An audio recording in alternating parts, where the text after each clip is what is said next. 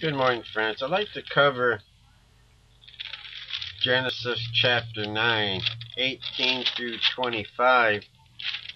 It might give you a little bit of understanding why understanding idioms are so important. I'm going to start with verse 18 in chapter 9. It says, "And the sons of Noah that went forth from the ark were Shem, Ham, and Japheth. And Ham is the father of Canaan. These are the three sons of Noah, and of them was the whole earth overspread. And Noah began to be a husband and plant a vineyard. And he drank of the wine and was drunken and was uncovered within his tent. And Ham, the father of Canaan, saw the nakedness of his father and told his two brethren without. And Shem and Japheth took a garment and laid it upon their shoulders and went backwards and covered the nakedness of their father." Underline that. And cover the nakedness of their father. That's an idiom. That's a Hebrew idiom. And their face were backwards, and they saw not their father nakedness. And Noah awoke from his swine and knew what his younger son had done unto him. And he said, "Cursed be Canaan, a servant of servant shall he be unto his brethren." Now, idioms is the best way to see it as slang language. It's like what we got today in America. Everything has a little slant to it in our speech. And to understand this and cover the nakedness of their father, you have to go to the book of Levi. I call it Levi. It's the book of Leviticus. And in chapter 18, you should be able to pick this up for yourself as I read it, but I explain it. Let me read, start a few verses back, start with chapter 18, verse 6. "None of you shall approach to any that is near of kin to him, to uncover their nakedness. I'm the Lord. The nakedness of thy father or the nakedness of thy mother shalt thou not uncover. She is thy mother. Thou shalt not uncover her nakedness. The nakedness of thy father's wife shalt thou not uncover. It is thy father's what? Nakedness. It is thy father's nakedness." When you can finish reading down through there, it all talks about that. So when it's talking about uncovered the nakedness of their father, it's referring to Noah's wife. Noah's wife was the nakedness of thy father. That's the idiom that they're using here. So when it says, "And Shem and Japheth took a garment and laid it upon their shoulders and went backwards and covered the nakedness of their father," it's referring to cover Noah's wife or their mother. "And their face were backwards, and they saw not their father's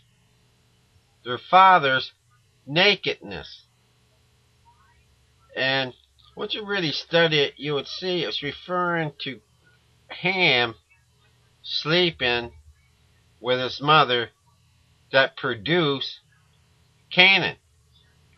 Canaan was the offspring of it, and it was cursed. Canaan was cursed from that, and that's where your black race comes from today. Because if you looked at chapter 10 and read down the first 5 verses, you can see where it's referring to Japheth taking the islands of the Gentiles. If you really study all these different places they talk about, it's along the Mediterranean seaboard, and actually Japheth's race which I believe I came from, is actually they went up into the Georgian country, which is today a part of Russia. And from there, they spread and eventually, across the Bering Strait and end up over in America. But there's a lot of wars and fightings and women being taken captive. So exactly where everybody came from is, that's neither here nor there. But when you see that Jephthah's race, that's where that line came from. Then when you look in the same chapter from verse 21, it's unto Shem also the father of all the children of Eber, or Elber. I ain't sure how I think it's Eber is how it's pronounced. In Eber, once you trace that language, all through the Bible, trace your generations. I forgot how many. I think it was either maybe 10 generations or something later on. Guess who pops up in that generation? Abraham. And Eber, if you look it up, it's been many years. I believe it simply means Hebrew. So Abraham was a Hebrew. Abraham wasn't a Jew. The Jews always referred to him as the father of faith because along that lineage was all the promise came. And he walked, we all know the story of Abraham, but Abraham was not a Jew. He was a Hebrew. He was a Gentile. And but we can get off a different subject in that. And if you back up from 6 to 20, you can see the line of Ham. And if you study these different places, which takes some time, you'll see this is where your black race came from. Because it clearly shows the areas that Japheth took. And we know what Shem race was the line Christ came through. That's only you leave one line left, the line of Ham. And that's where you get your black race from. And I believe it came because Canaan was cursed, which was the offspring of Ham sleeping with his mother. And God cursed them for it. It's basically that simple. There's nothing really biggie. It's just something I was just going over today, and so I share it with you a little bit. And so I hope it gives you a little bit of understanding why understanding idioms is so important to understand your Bible. It's not much difference when you're reading in, since I got plenty of time, in the New Testament, where, let me pick out one here, Romans 12. Go to Romans 12. I'll just kind of refresh my mind in idioms today. Romans 12, verse 20, it says, therefore, if thy enemy hunger, feed him. If he thirst, give him drink. For in doing so, thou shalt heap coals of fire on his head. And it took me a long time to understand heaps of coals of fire on his head. Because I learned, it took me like 10 years, I ran across it, I think it was by accident, that it's an Egyptian idiom. Because in Egypt, when you done somebody a great harm, and it was really regrettable that you done that thing, you would take this pan or pot, and you fill it with hot coals, and you put it up on your head. And believe me, it would scorch.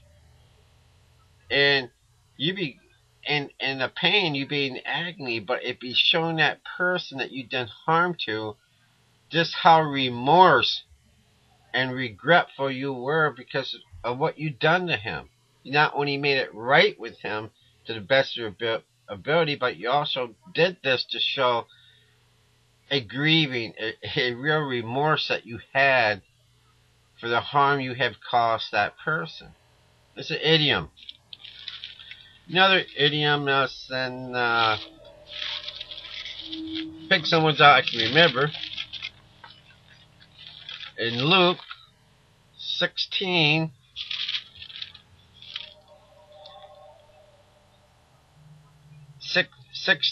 Luke 16:23, when it says, and how he lifted up his eyes, being in torment, and seeth Abraham afar off, and Lazarus in his bosom.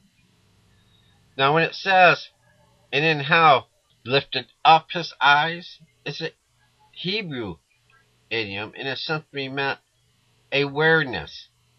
He was very conscious of what was around him, what was taking place. I believe it said Joseph was doing something, and there's a certain woman that came up to him, and it says he lifted his eyes, or something, I can't remember it, but it refers to he was aware of her presence. It just idioms. There's many idioms in the Bible that we have to understand if we're going to get a full understanding of what we read. So just a little thing I thought I'd share with you, because I know I wonder about that for quite a few years.